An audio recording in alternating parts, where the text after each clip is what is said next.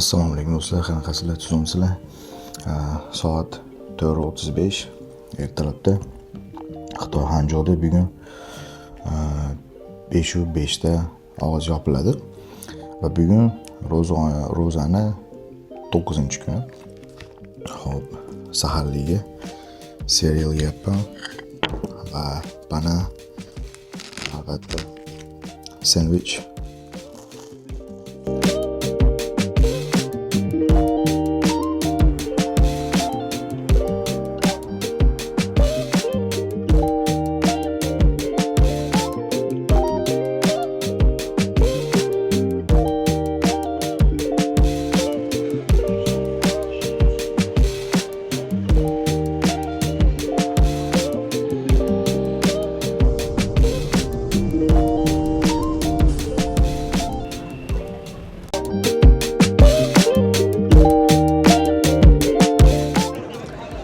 Soat ertalab 8:30.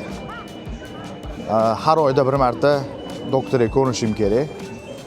Va bu doktor больница Westlake yonida joylashgan. Kelganimda ertaroq kelishga harakat qilaman, chunki yarim soat, 1 soat Westlake'da mazza qilib dam olsa bo'ladi, tinch. Hali tushlikdan keyin odamlar juda ko'p bo'lib ketadi. Erta bo'lsa ham, lekin allaqachon bir juda ham gavjum. Kimlardir yuguryapti, ertalabki o'zini badam tarbiyasi, kimdir konfu qilyapti. Juda ko'pchilik raqsga tushyapti. Fotograflarni ko'rishingiz bo'ladi, har xil qushlarni tabiatni rasmga olishadi. Bu yerda ayollar rasmiga tushishyapti.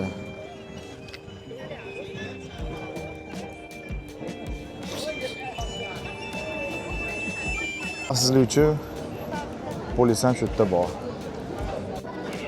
Bu yerda hozir bitta guruhni ko'rdim. Roller skate tushadi shekilli. Bular yoshlar emas, lekin juda yosh katta insonlar. Buni qaranglar.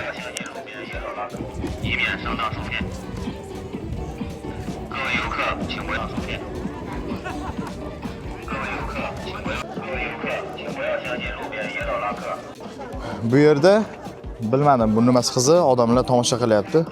Xitoy yozuvlarini mana shu yerga nam shotka bilan yozyapti.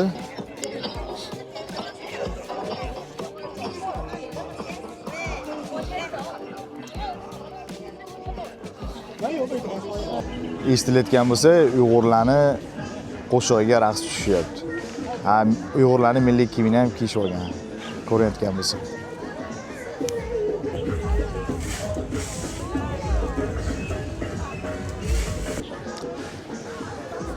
Mashtozda ham xitoycha, ham Uyg'urlarni qo'shig'ini qo'yib, guruh bo'lib raqsga tushishyapti. Bir-biriga xalaqit bermaydi. Yana boshqa guruh bor.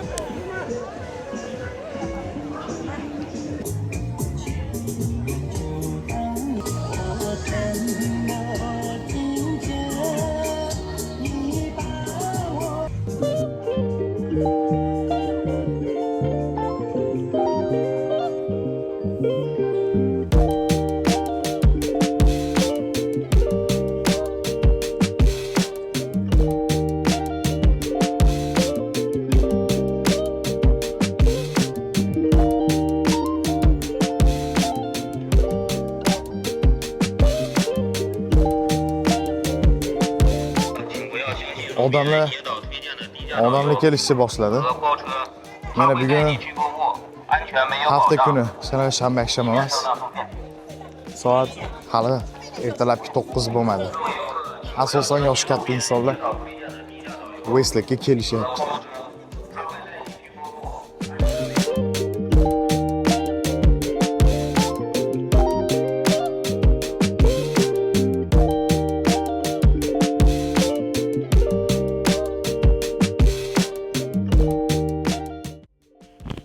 Buni qaranglar, hozir bitta video ko'rib o'tiraman YouTube'da. O'zbek bolalar, yoshroq bolalarga o'xshaydi. Bu videoni bir necha kun oldin ko'rgandim. Mana qaranglar.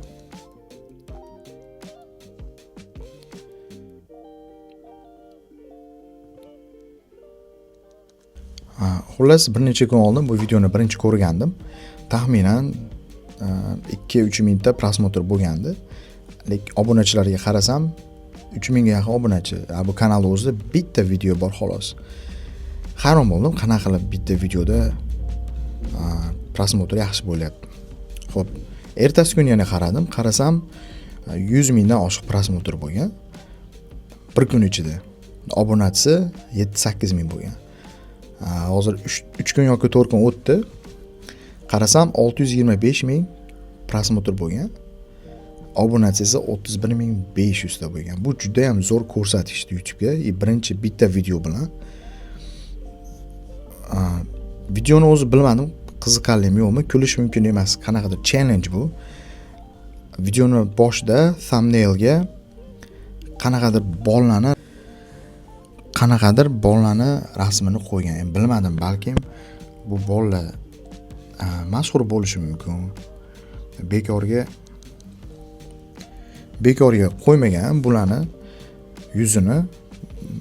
Menimcha bular mashhur bo'lishi mumkin.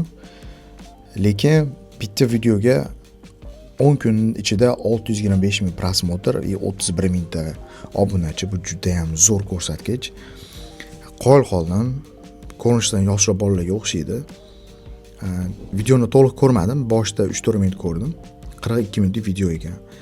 Agar bu videoni shuncha odam to'liq ko'rgan bo'lsa, bitta video bilan monetizatsiyaga ulansa bo'ladi.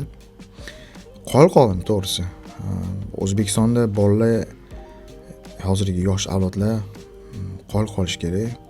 Har xil yo'nalishida qilishyapti. Vaynchilarni bilmadim. Yaxshi qilayotganlar ham chiqib qoladi Instagramda. Lekin juda ko'p noto'g'ri, kerak narsani qilayotganlar ham bor. Keyin bilaman, hozir O'zbekistonda juda ko'p yoshlar ingliz tilini biladi. Agar bu videolarni ingliz tilida ham tayyorlasa, unda dahshat bo'ladi. O'ziga yaxshi foyda ham qiladi. O'zbekistondagi kontentlarni ham chetga olib chiqadi. Qoldim. Bu yerda bu aniq jamoaviy kontent, bir-biriga yordam berib, bir-birini qo'llab-quvvatlaydi. Ba'zida bitta yakka o'zi video qilgandan ko'ra jamoa bilan video qilgan menimcha yaxshiroq foyda beradi. Bu o'zimning tajribamdan kelib chiqib aytayapman. Xullas, qoldim bu bolaga. Agar bu bolalarni bilsanglar, kommentda bildiringlar fikringizni. Balkim bular mashhur bo'lishi mumkin.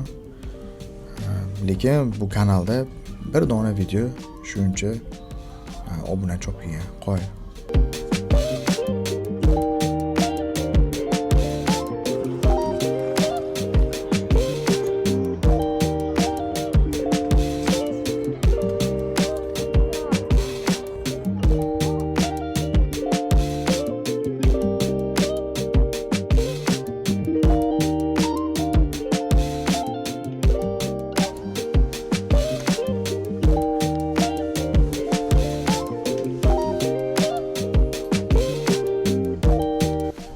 Iftorligiga taxminan 1 soatdan ozgina oshiqroq vaqt bor. Ungacha bilyard o'ynab turamiz.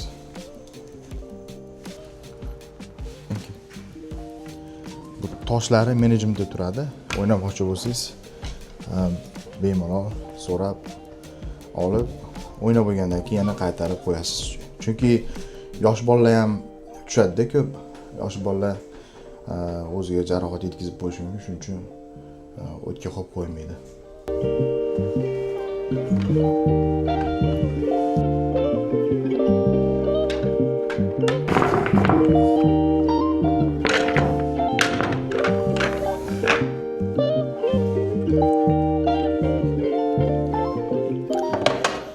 Bu yerda hamma sharoit qilib qo'ygan, lekin xitoyliklarning shunaqa odati bor, unchalik pokiza emasligi uchun hamma narsani buzib tashlashadi.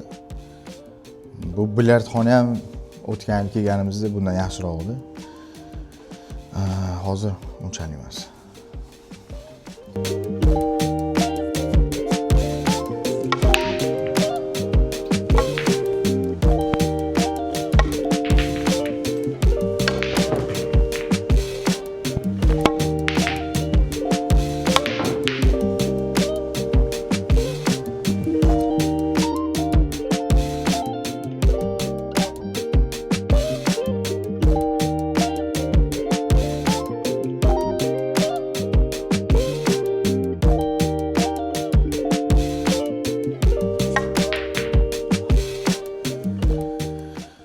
Og'iz ochishga taxminan 15 minut bor. Xullas, bilyard o'ynamaganimga juda ko'p yillar bo'ldi. O'sha maktab paytlarida o'rtoqlarimiz bilan ba'zida darsdan qochib o'ynab turardik.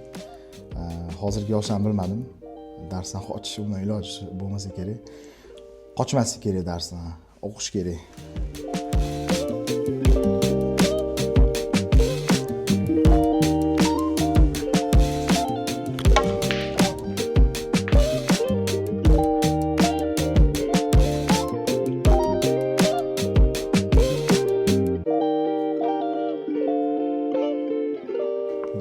Iftorligiga qovurilgan kartoshka, go'sht, tuxum,